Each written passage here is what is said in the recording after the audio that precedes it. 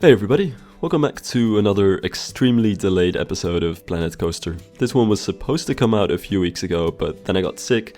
I still kind of am, so I'm gonna try to edit out the cuffs. Then some stuff happened, and basically, eventually the whole commentary became sort of outdated because it was still talking about the update as if it were something that was yet to come, which obviously now it isn't. So here I am recording this, and hopefully this one is going to be a little bit better than the original one. In any case, what I'll be working on in this episode is, generally, as we're going to the end of this project, just a bunch of smaller things and trying to finish up all kinds of stuff that I kind of left unfinished earlier. But the real meat of the episode for now, I think, is this small observation tower that I decided to build on this part of the park. Now, basically, it's kind of, you know what I'm gonna say, it's kind of a weenie. Sort of, it's very small, it's not really a major weenie, it's a really minor sort of sub-weenie, if you were to speak it about it that way. But it's something that I wanted to put in here because without it, this whole corner of the park would just kind of be dead and really have no thing to really focus on. And while it would be fine to just kind of have a few trees over here and finish up the park and leave enough space for that whole backstage area, which would supposedly be behind all of this, it's not really as interesting as having something at least to have a bit of a landmark in this part of the landscape. So the only thing I could really come up with was something that you see sometimes if you walk around in the forest. At least I've done quite a bit of walking around in the forests in the Alps because that's always what we would do in summer vacations with my family. So you'd often find all of these little wooden huts or little observation towers or whatever really. Sometimes for people just who want to stay overnight in one of these small huts as they're hiking in the mountains. Sometimes it's for the people who actually need to care for the whole area. All the specifics of everything I don't really know, but sometimes you'll see these little huts or wooden towers, and that's something that I thought would be interesting to add into Jägerhorn as well, and it would be a sort of building that's good for a very small little point of interest somewhere in the park, but not really a major thing.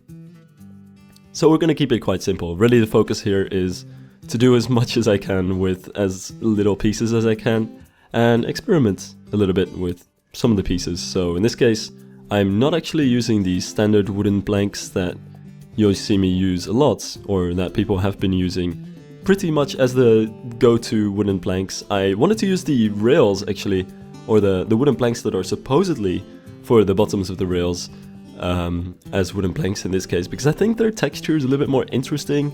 You can't recolor them, but they have a little bit more of a rustic texture to them, and that just kind of fits the build of this building a little bit more. It's supposed to be this kind of thing which you don't really care after too much, so everything is kind of weathered in a way. So yeah, it's just a simple structure with a small ladder and something to keep the basic structural integrity of the tower intact. And on top of that, just a small observation platform with a small spire, which I'll be making myself. Speaking of which, something at this point in the original recording I started talking about is the new Theme Maker's Toolkit. That was the name. I keep sort of mixing it up because it's a little bit of a tongue twister. But yeah, the Theme Maker's Toolkit is something that's gonna be added into Planet Coaster eventually. So far, it's not really been revealed when exactly this is gonna come out, and I think by the time I release this video it still won't be, but it's sometime this year, and this year isn't going on for too long anymore, so it's sometime soon. And for those who aren't too informed about this, basically the Theme Maker's Toolkit is an addition to Planet Coaster. It's a little bit of its own kind of program through which people are going to be able to upload their own 3D models into the game, and well, this is obviously a really huge thing for Planet Coaster. It's something that I've been wishing for since basically the beginning of all of this, and I've been wondering about ever since Planet Coaster got announced, because back in the Roller Coaster Tycoon 3 days, custom content is more or less what made the game. Obviously there was lots of good stuff in the original game as well, but custom content is how it managed to kind of keep the community going for over 10 years after the game came out. Now, I don't know if Planet Coaster is going to be alive on that sort of time frame. It probably will have some kind of community if no Planet Coaster 2 is going to come out, which we don't know much about either. But it's something which I just really wanted to have at some point, because eventually you kind of tend to run out of things that you can do with the given pieces in the game. And even though Planet Coaster has lots of different pieces and we keep getting new DLCs, and as you go on there's so many different combinations that you can make with the existing pieces, it's never quite the same as being able to really literally add your own 3D models into the game. So it's an update which I'm really curious about, something which I've been looking forward to for such a long time, and something which is gonna make a lot of parts of the game much easier, really. So for Jägerhorn, for instance, I've made almost all of the roofs completely myself out of all kinds of small pieces, and while there is a sort of fun experience to that, it's also something that just kind of tends to ruin the experience of the game itself, because by now Jägerhorn is lagging a lot more than it should, because all of the roofs are made up of thousands of different pieces, and I can't even make a blueprint out of the station building, because it's something like 15,000 pieces or something like that in total, which is just gonna, you know, have to fit in 4 different blueprints, so that doesn't really work out. So yeah, really looking forward to this, and hell, I might even see if I can dabble a little bit in some 3D modeling. I used to make custom content in Roller Coaster Tycoon 3 back in the days, but me being the noob that I am, I always used SketchUp, and I never bothered to learn another program. But for Planet Coaster, it's going to be limited to Maya and probably, I think, Autodesk and also Blender. But with all of these things, I basically have 0 experience, so we'll see how that goes eventually. Anyway, to kind of catch up on the video a little bit more again, basically at this point I'm finishing up the foliage in the way that I was intending to from the beginning, so nothing really too spectacular going on here. I didn't want to do too much with the queue either. I'm just trying to add a few things on the ground that would kind of fit with the rest of the park, but I didn't want to make it a very themed experience, because the whole idea of the queue, I think, is mostly to kind of get you going through the landscape of the coaster, look at the coaster and the entire scenery that it goes through, so it's not really meant for the queue itself to be sort of the highlight of the experience. It's just sort of giving people the space to look at their surroundings. So that's why I didn't want to put a lot of trees around the queue or obstruct the view of the rest of the coaster. I just want to keep it as simple and open as possible, so you kind of have that coaster and queue interaction. It's a little bit, actually it's very much like the queues of Baron 1898 and Symbolica in the Efteling. I don't know if I really name dropped this yet, but you can tell that the small buildings that I put over the queue with their roofs are very much like the buildings that are put over the Symbolica queue, and the very sort of meandering queue that goes through the landscape of the coaster, and the way that all of the bushes and shrubs and everything is built around that is very much Baron 1898 like, so that's where a lot of the inspiration for that came from. Now back to a completely different part of the park. This is my last little bit of sort of unfinished coaster, so there's still a catwalk missing over here and some of the scenery around here, so I figured it would be right about time to kind of fix that and finally finish this. I'm not really going to do anything with that suspension bridge, that's just kind of there as a head chopper, because for some reason the prospect of getting your head chopped off is something that's really enjoyable on roller coasters. I still don't really get it, but that's a thing. I feel that way too, so it's always nice to add something which almost chops off the head of your people. So decided to kind of spice up the area with that. But aside from that, there's nothing really going on here. Just trying to finish up the rockwork, finish up all of the catwalks and the foliage. And it's another example of stuff that I wish I could import into the game itself, because when it comes to these catwalks, for instance, it's the kind of thing which looks alright, like you don't absolutely need to be able to get 3D models imported into the game to make this sort of thing. You can pretty much do it the way that I've been doing it so far, so there's not really a problem there. But these things are all made out of fountains, and that's definitely also one of those problems that kind of racks up as I'm building here. Because even though this all looks fine on the ground and it's just a kind of simple, nice catwalk texture on the side of the track, underneath the ground and in a part of the park which you don't see because it's underground, there's hundreds of little fountains throwing out their textures and their particle effects and all those animations going on. So that is something which contributes to the lag of the park. And while it's not even too bad, it's just a sort of thing where I imagine a programmer or anybody who really works on games kind of cringes at the thought of all of these things being hundreds of fountains and that just being an entire waste of processing power.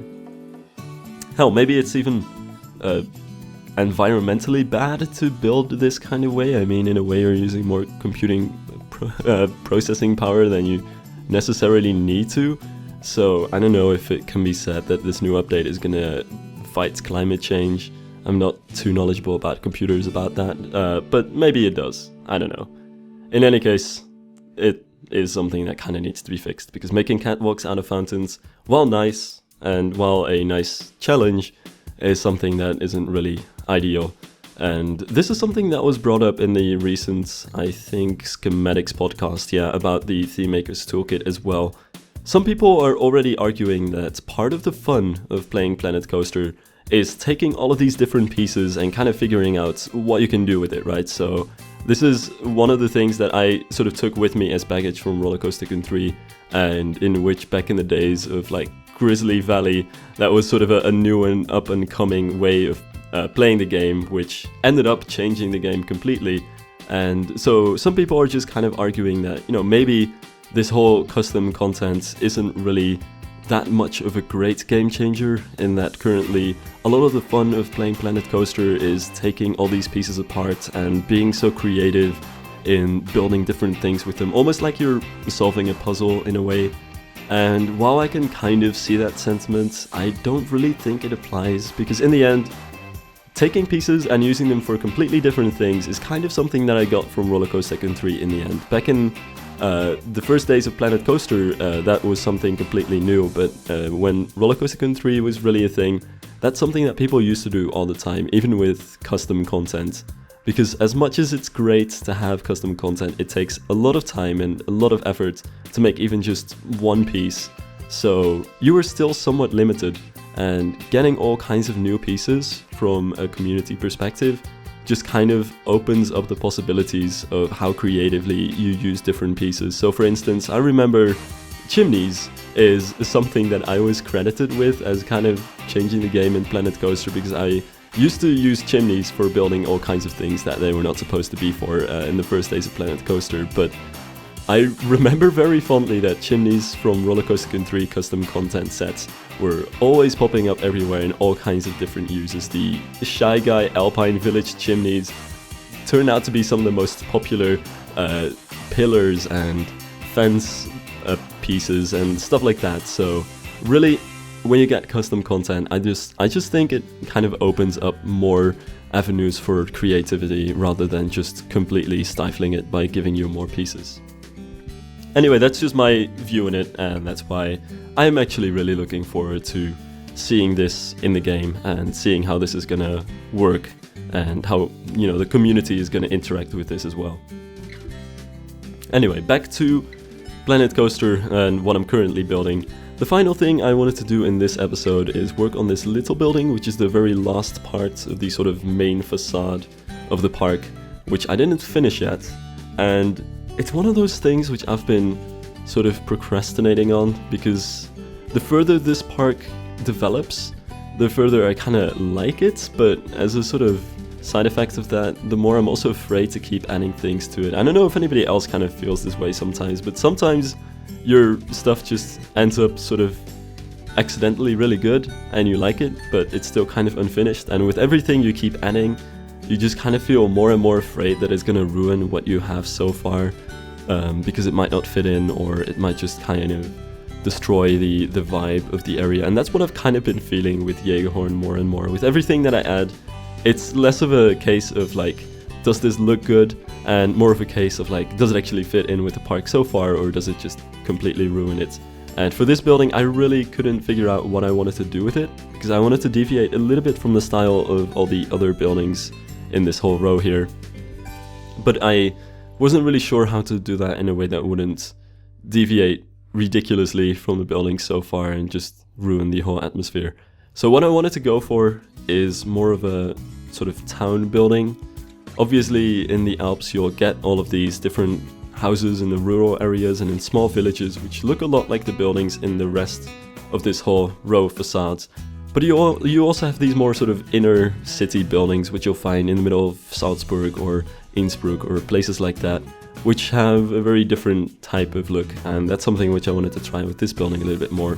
It uses less wood, it's a little bit more classical looking, and just overall a slightly different style. And I guess in the end this building actually works out alright. I put a little ice cream shop in there, but it's only kind of imaginary because I didn't want to ruin the nice look of the actual door with a stall.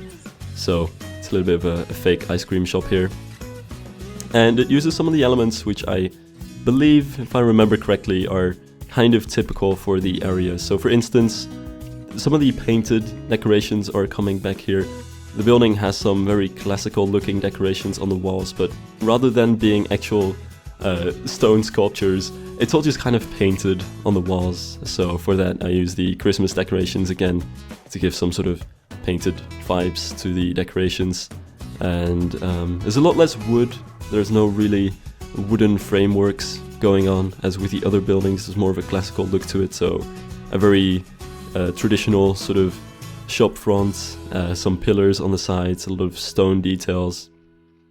And instead of a very large gable on the front of the building, the only thing that I really added to this to give it a sense of direction, to give it a sense of, you know, this part of the building is the front, is a small little part over here sticking out at the roof as sort of a large dormer and a decoration, which kind of serves as the same purpose of giving you the idea of, you know, this is the front of the building and I'm not just looking at the back. And of course, me being me, I wanted to add a very pointy bit to the top as well, because, you know, building doesn't really work out that well without a Anton Pieck style kind of spire on top of it. Which is actually interesting, because I couldn't show this in this video because this is a very old video and it was recorded long before the newest update came out. But the newest update contains a really interesting iron piece which can be really great for these kind of small spires. So I'll be using that from now on instead of the weird cables. Just something fun, I thought, is added in this new update as one of those small pieces which you can use in many ways, which is not really intended for. In any case, that's it for this episode, so thank you guys for watching, and I hope to see you again next time.